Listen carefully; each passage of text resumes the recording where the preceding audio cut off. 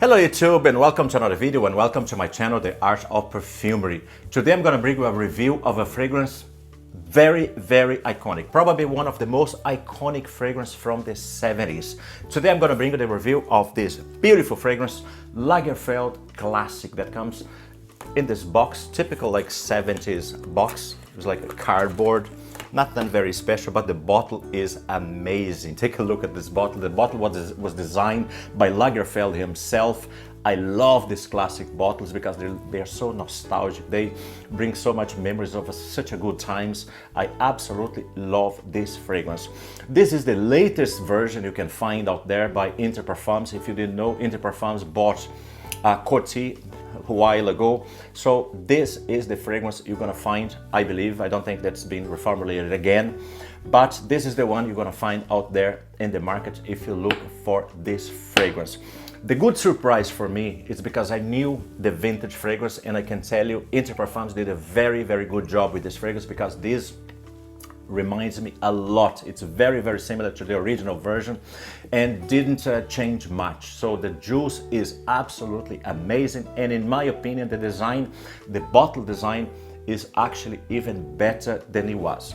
This still a 70s powerhouse with an amazing performance, beast mode performance, and the quality of the juice still amazing. Really good news for you that are looking for buy this fragrance and thinking, oh, maybe it's very different than it was. No, it's very similar to the original formula. Okay, without further ado, let's go to the notes and then I'm gonna dive right into the review. Okay, jumping to the notes of Lagerfeld Classic. At the top we have aldehydes, tarragon, clary sage, bergamot, lemon and green notes. In the middle we have tobacco, sandalwood, orris root, patchouli, rose, cedar, jasmine. And at the base we have amber, vanilla, musk, tonka bean and oak moss.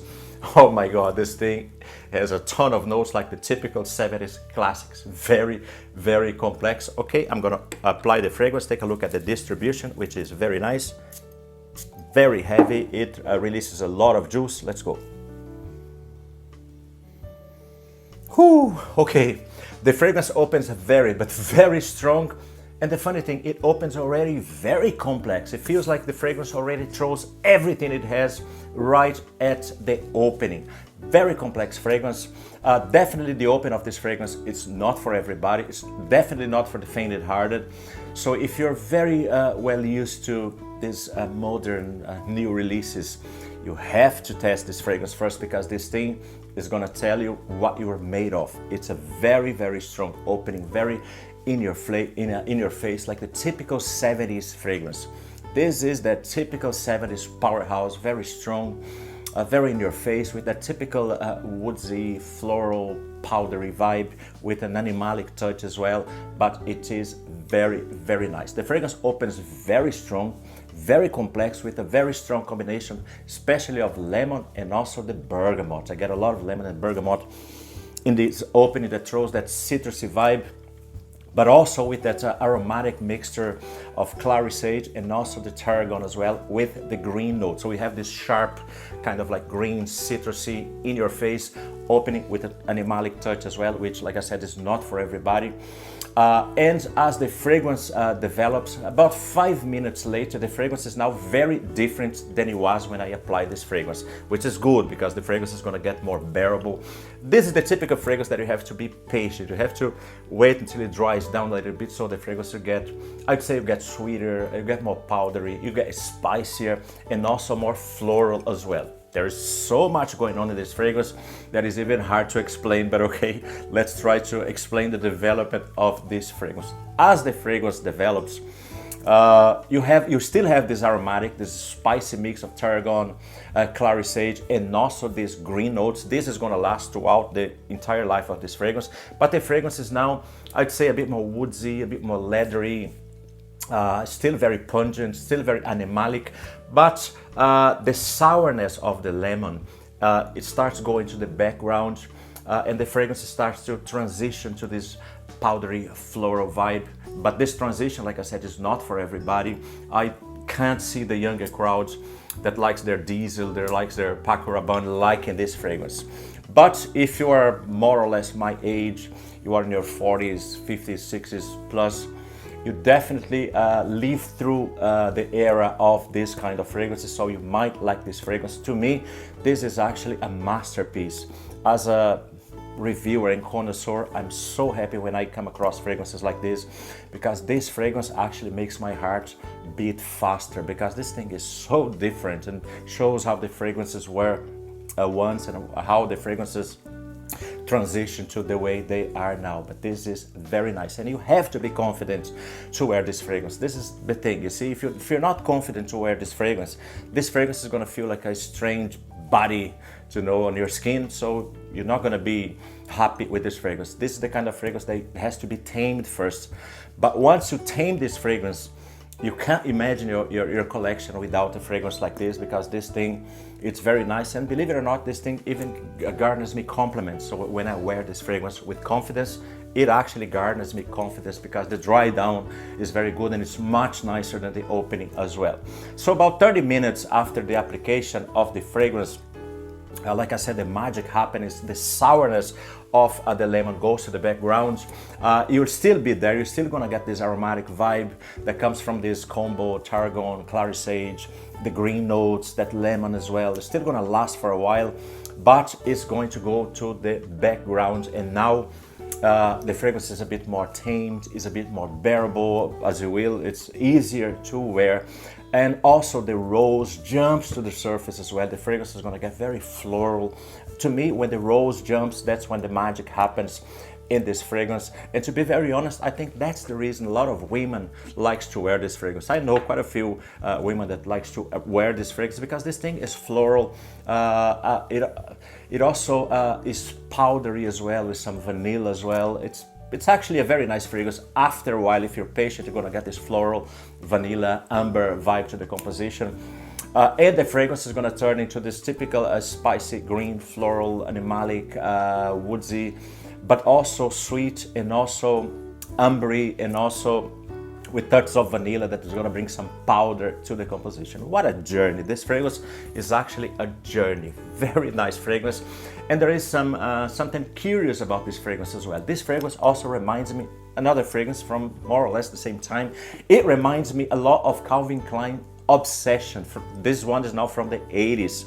It reminds me a lot of Obsession, because this is another animalic fragrance, also with this kind of typical floral vibe, but I also get a lot of cinnamon and also carnation as well, that brings this kind of clove vibe to the composition. I get this in both fragrances, and this is why this fragrance reminds me so much of the other fragrance from the house of Calvin Klein, Obsession. Besides the notes that them fragrances have in common, which is like amber, vanilla, and musk, which like the two fragrances has, I also get this clove and cinnamon in both fragrances as well. That's how I get the resemblances from these two fragrances. Even though there's no